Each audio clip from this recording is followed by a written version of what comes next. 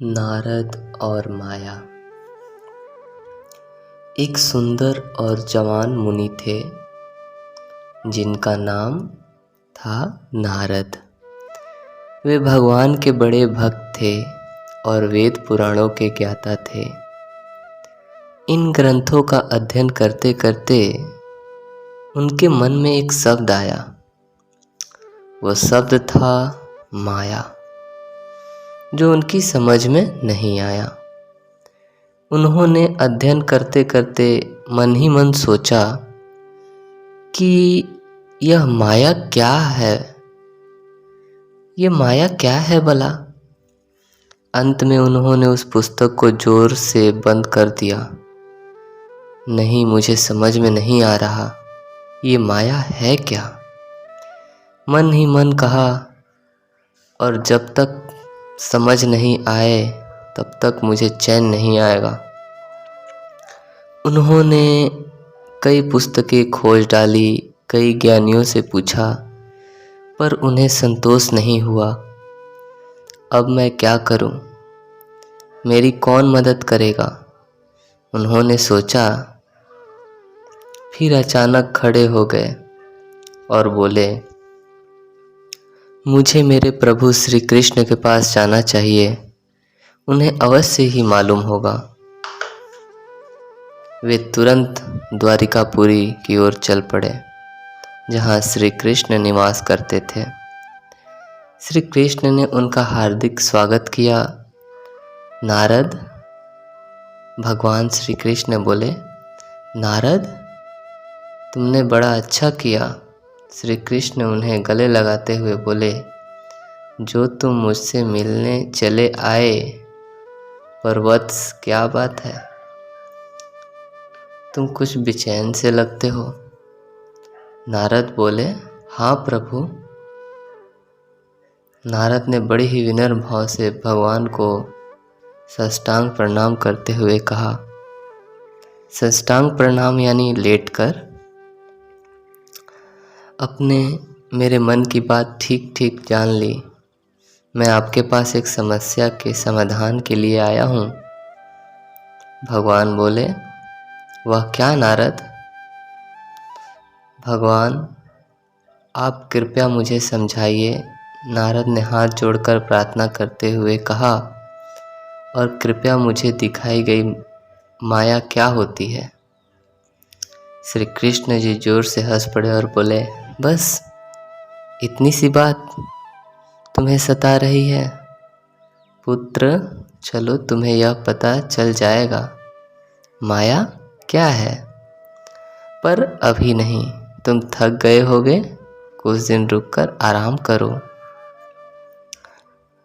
नारद बोले, प्रभु, आपकी संगति में रहना मेरे लिए सौभाग्य की बात है।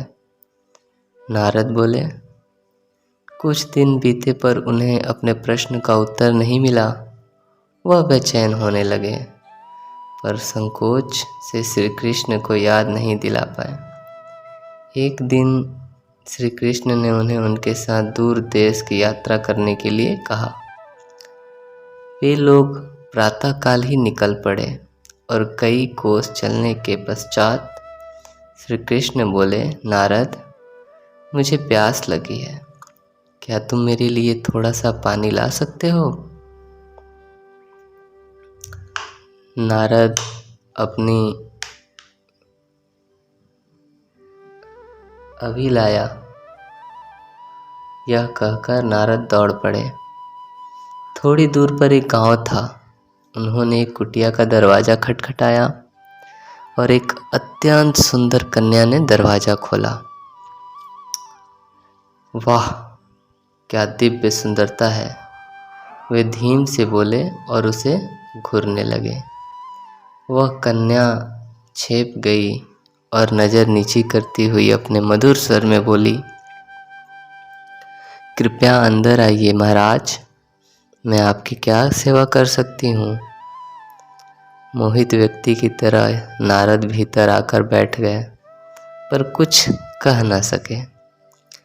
वे अपने आने के कारण ही भूल गए, यह भी भूल गए कि उनके स्वामी उनका इंतजार कर रहे हैं। ये सब कुछ केवल एक ही ख्याल में खो गया, कैसी सुंदर कन्या है, यह हर हालत में मुझे अपनी पत्नी के रूप में मिलनी चाहिए, अन्यथा मेरा जीवन व्यर्थ है। यह नारद भगवान कहते हैं।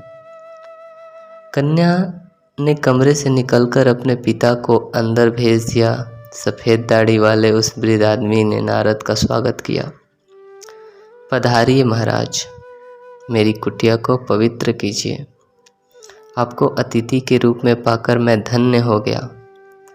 आप जब तक चाहे हमारे मेहमान बनकर हमारे साथ रहें। नारद को ऐसे निमंत्रण की कभी आशा ही नहीं थी और बड़े ही हर्ष के साथ उन्होंने उसे स्वीकार कर लिया। उन्हें उस कन्या से बातचीत करने के कई मौके मिले और वे प्रतिदिन एक दूसरे से वार्तालाप करते थे। बातों ही बातों में प्यार हो गया। एक दिन उन्होंने उससे पूछा, प्रिया, क्या तुम मुझसे शादी करोगी? कन्या ने शर्माकर पैर के अंगूठे से जमीन कुचलते हुए कहा, यदि मेरे पिताजी राजी हो तो मुझे कोई आपत्ति नहीं। मैं अभी इसी वक्त उनसे बात करता हूँ, नारद बोले और कन्या के पिता से बात करने के अंदर चल दिए। वे अपना प्रस्ताव देने के लिए उतावले हो उठे, पर जब वे उसके पिता के समक्ष आए तो अपना धीरज गंवा बैठे और शर्माते हुए बोले, महाशय, मैं आपसे कुछ बातें करना चाहता हूँ। उस स्त्री के पिता बोले, हाँ हाँ अवश्य, पर पहले आप बैठिए तो। पिता ने मुस्कुराते हुए कहा। नारद बैठ गए।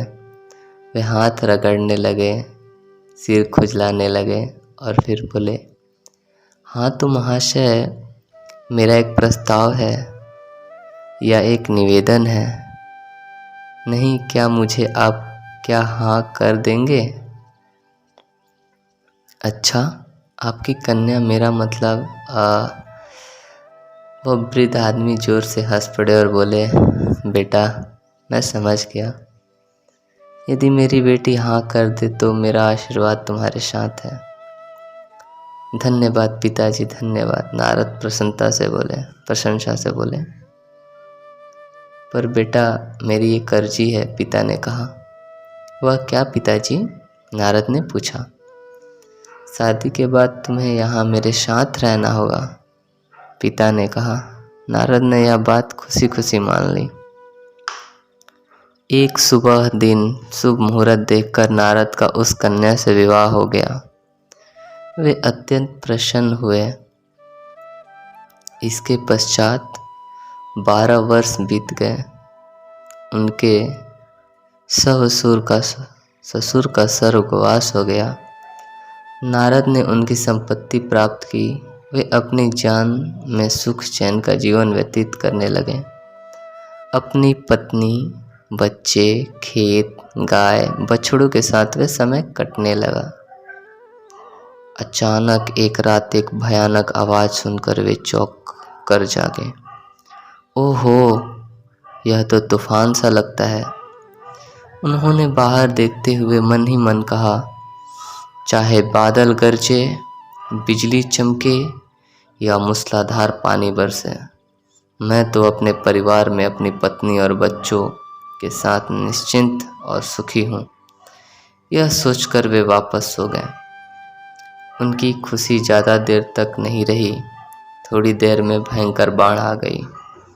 नदी में पानी बढ़ता हुआ किनारों से ऊपर बहने लगा और सारा गांव जलमग्न हो गया।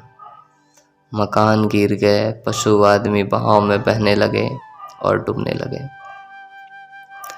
पानी के तेज प्रभाव से जब कुछ अस्त व्यस्त हो बहने लगा, नारद अपने बच्चों की चीख सुनकर जगे और बिस्तर से नीचे उतरकर उन्होंने दरवाज़ा खोला। जब उन्होंने बाहर का दृश्य देखा तो उनका चेहरा उतर गया। हे भगवान, मेरे घर को बचाओ, वे चिल्लाए। पर उस पानी की घोर आवाज़ में उनकी चीख विलीन हो गई और पानी तेजी के साथ उनके घर में घुसने लगा। नारद को अपने बचाव के लिए वहां से भागना पड़ा।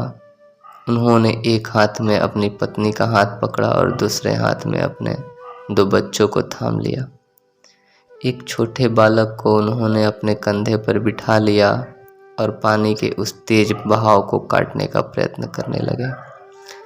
उनके दुर्भाग्य ने उन्हें गलत जगह पहुंचा दिया।